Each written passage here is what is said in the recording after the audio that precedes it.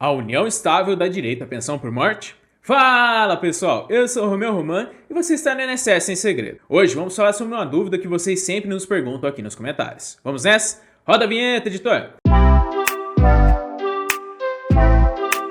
No momento em que ocorre o óbito do cônjuge, uma dúvida muito comum é de como vai ficar o pagamento da pensão por morte de quem não era casado no papel. Hoje em dia é muito comum ver casais que deixam a tradição de um casamento formal de lado e decidem apenas por morarem juntos em nenhuma formalidade. Essa relação é configurada como uma união estável. Primeiramente, o que é pensão por morte, Romeu? É um benefício previdenciário devido a pessoas que dependiam do segurado que vem a óbito. Esse direito é adquirido no momento em que a morte acontece. A pensão por morte visa assegurar o sustento da pessoa que era financeiramente dependente do falecido, como diz o artigo 16 da Lei 8.213 de 1991. E quem são os dependentes? Os dependentes são divididos em três classes. Para melhor entender são: primeiro, cônjuge ou o companheiro, filha ou equiparado a filho, não emancipado de até 21 anos ou descendentes de qualquer idade que seja inválido ou tenha alguma deficiência. Segundo, pais. Terceiro, irmão ou irmã não emancipados de 21 anos, os irmãos de qualquer idade que seja inválido ou tenha alguma deficiência. Se existirem beneficiários para a primeira classe, os dependentes da segunda e terceira perdem o direito à pensão por morte.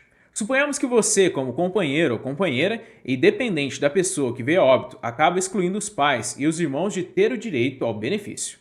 Como identificar se o seu relacionamento se configura em uma união estável? Muitas pessoas julgam que, por não terem oficializado a união com o registro civil, não possuem nenhum direito, mesmo vivendo juntos durante muitos anos. Saiba que a não formalização dessa união não é um problema, pois existem várias maneiras para provar essa relação.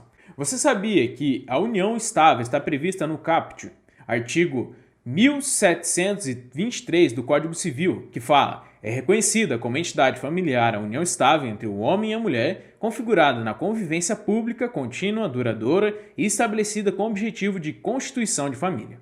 Dado que a Constituição Federal confirma a união estável assemelhando ao casamento, conforme o artigo 226, terceiro, regulamentado pela Lei 9.278 de 1996. Terceiro, para o efeito da proteção do Estado, é reconhecida a união entre o homem e a mulher como entidade familiar, devendo a lei facilitar sua conversão em casamento. Muitas pessoas não sabem que mantêm uma união estável, pois muitos casais pensam que, para ser configurada uma relação estável, tem que ser oficializada no papel, havendo a necessidade de existir no documento registrado em cartório, formalizando o relacionamento. E por falta de conhecimento, quem não se encontra casado no papel julga que sua relação não constitui efeitos jurídicos. Contudo, a comprovação da relação se faz necessária, momento em que surgem várias dificuldades. E os casais homoafetivos também têm direito à pensão por morte? Os casais homoafetivos que não forem casados nem tiverem uma união estável registrada também têm seus direitos preservados. É só comprovar que existia uma união estável. Portanto, não importa se for casamento ou união estável, as duas são consideradas entidades familiares.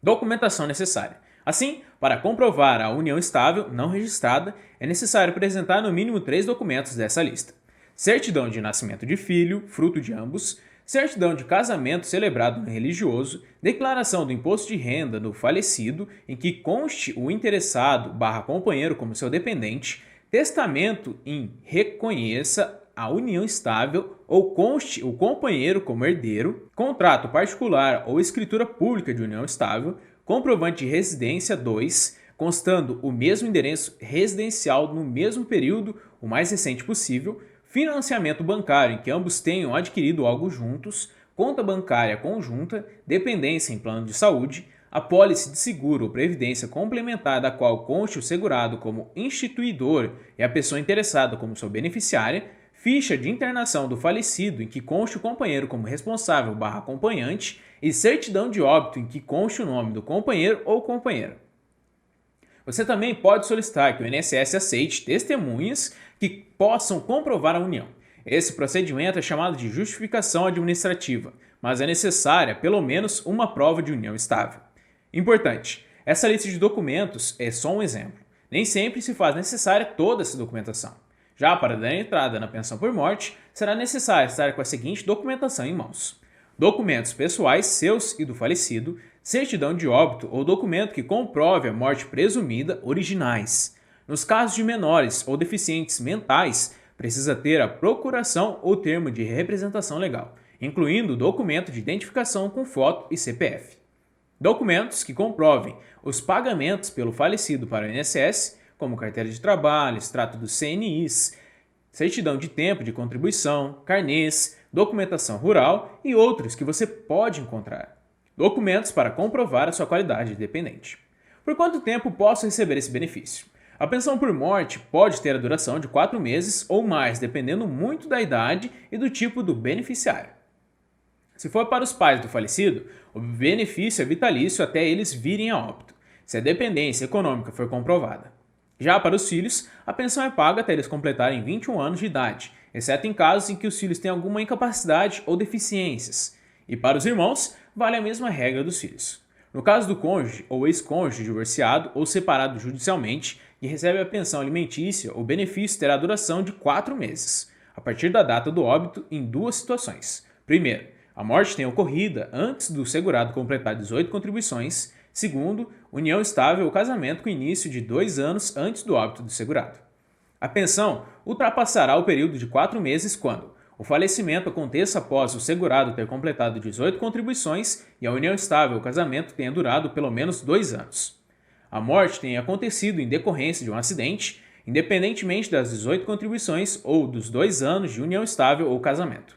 Para saber se a pensão vai durar 3 anos ou mais, depende da idade na qual o dependente tinha quando o segurado veio a óbito. Menos de 22 anos de idade, o benefício dura 3 anos. Entre 22 e 27 anos, o benefício dura 6 anos. Entre 28 e 30 anos, o benefício dura 10 anos. Entre 31 e 40 anos, o benefício dura 15 anos. Entre 42 e 44 anos, o benefício dura 20 anos. Já a partir dos 45 anos, o benefício é vitalício.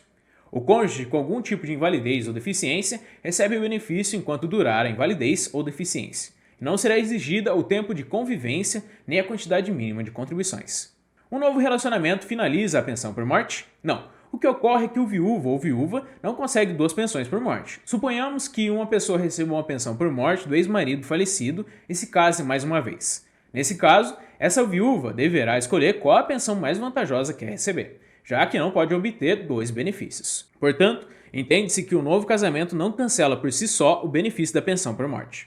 Ficou claro o vídeo, pessoal? Caso ainda permaneça com dúvida, pergunte aqui nos comentários. Gostou do vídeo? Então clica no joinha para expressar a sua opinião. Compartilhe esse vídeo pelo WhatsApp com sua família e amigos para que eles fiquem bem informados. Por hoje, vou ficando por aqui. Muito obrigado pela paciência e audiência de vocês e até a próxima!